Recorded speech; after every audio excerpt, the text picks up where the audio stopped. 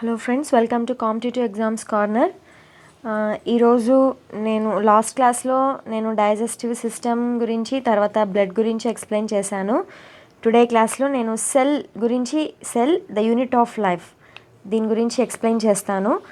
Cell అంటే ఏంటి? What is cell అంటే మన బాడీ మొత్తం కూడా సెల్స్తోనే ఫామ్ అయి ఉంటుంది.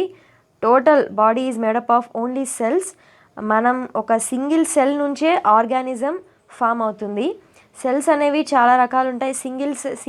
సింగిల్ సెల్ ఉంటే అది unicellular organisms, and many cells ఉంటే multicellular organisms. And the cell is the structural and functional unit of all living organisms. అన్ని లివింగ్ ఆర్గానిజమ్స్కి structural and functional unit cell. తర్వాత cell theory, Matthias Schleiden and Schwann, వీళ్ళు German botanist and zoologist. వీళ్ళిద్దరూ కలిసి cell థియరీని propose చేశారు. ఈయన 1838లో స్లీడన్ అనే ఆయన జర్మన్ బాటనిస్ట్ ప్లాంట్ సెల్ చేశారు. తర్వాత ఈయన 1839లో స్క్వాన్ అనే ఆయన బ్రిటిష్ జువాలజిస్ట్ యానిమల్ సెల్ని అబ్జర్వ్ చేశారు. అదేవిధంగా స్క్వాన్ అనే ఆయన సెల్ మీద ఒక థిన్ ఔటర్ లేయర్ అనేది ఉంటుంది, అది ప్లాస్మా మెంబ్రెయిన్ అని చెప్పారు. తర్వాత రొడాల్ఫ్ విర్కౌ 1855లో cells divide, new cells are formed from the existing cells. కొత్త సెల్స్ అనేవి పాత సెల్స్ నుంచి మనకి ఫామ్ అవుతాయి. ఆ ప్రాసెస్ని ఆమ్నియో సెల్యులే ఈ సెల్యులా అని అంటారు.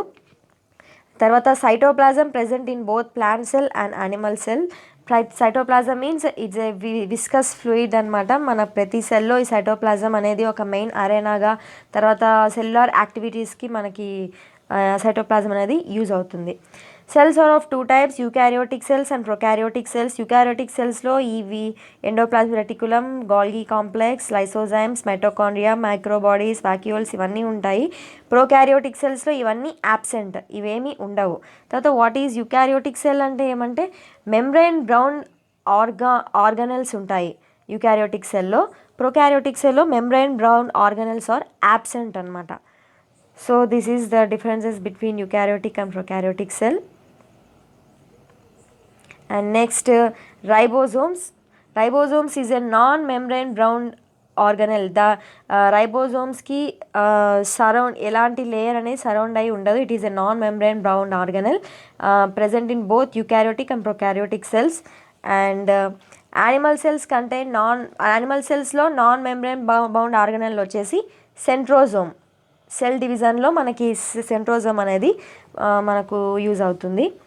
తర్వాత పార్ట్స్, సెల్లో పార్ట్స్ చూస్తాం. Cell membrane first. Cell membrane ఏమంటే cell membrane is made up of lipids and proteins. ప్రోటీన్స్తో మనకు సెల్ మెంబ్రెయిన్ అనేది మేడ్ అయి ఉంటుంది. తర్వాత లిపిడ్స్ వచ్చేసి మెయిన్గా phospholipids. It is a bilayer. ఇక్కడ ఈ డయాగ్రామ్ చూసామంటే it is a bilayer, upper layer and down layer. ఈ అప్పర్ లేయర్లో పైన ఈ విధంగా ఉన్నాయి కదా, ఇది పోలార్ హెడ్ అనమాట. పోలార్ హెడ్ అనేది ఆక్వియస్ ఎన్విరాన్మెంట్ని ఫేస్ చేసి ఉంటుంది. తర్వాత ఈ tail hydrophobic tail. Hydro means water, phobic means fear. ఈ టైల్ అనేది ఆక్వియస్ ఎన్విరాన్మెంట్కి ప్రొటెక్ట్ చేసుకునే విధంగా లోపలి పక్క ఉంటుంది. ఇది వాటర్కి ఆక్వియస్ ఎన్విరాన్మెంట్కి ప్రొటెక్ట్ చేసుకుంటుంది. కాబట్టి ఇది ఇన్నర్ సైడ్ ఉంటుంది, పోలార్ హెడ్ అనేది అవుటర్ సైడ్లో ఉంటుంది. తర్వాత ప్రోటీన్స్ వచ్చేసి two types, peripheral proteins, integral proteins. Peripheral proteins lie on the surface of the membrane. ఈ విధంగా మెంబ్రెయిన్ సర్ఫేస్లో ఉంటాయి. తర్వాత integral proteins are totally or partially buried. ఈ విధంగా దిస్ ఈజ్ గా integral protein. And this is proposed by Singer and Nicolson. దీని fluid mosaic model అని కూడా అంటారు. నెక్స్ట్ వచ్చేసి cell wall. Cell wall is a non living rigid structure. Rigid means strong అనమాట. ఇది షేప్ ఇస్తుంది.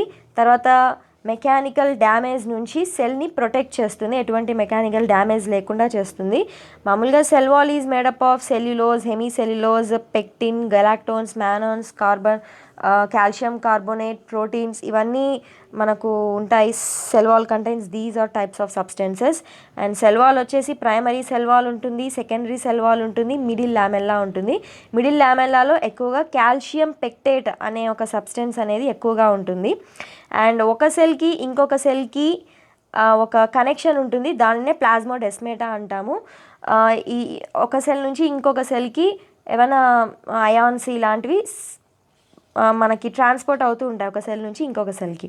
తర్వాత endoplasmic reticulum, this is nucleus అంటారు. న్యూక్లియస్ నేను మీకు తర్వాత క్లాస్లో ఎక్స్ప్లెయిన్ చేస్తాను.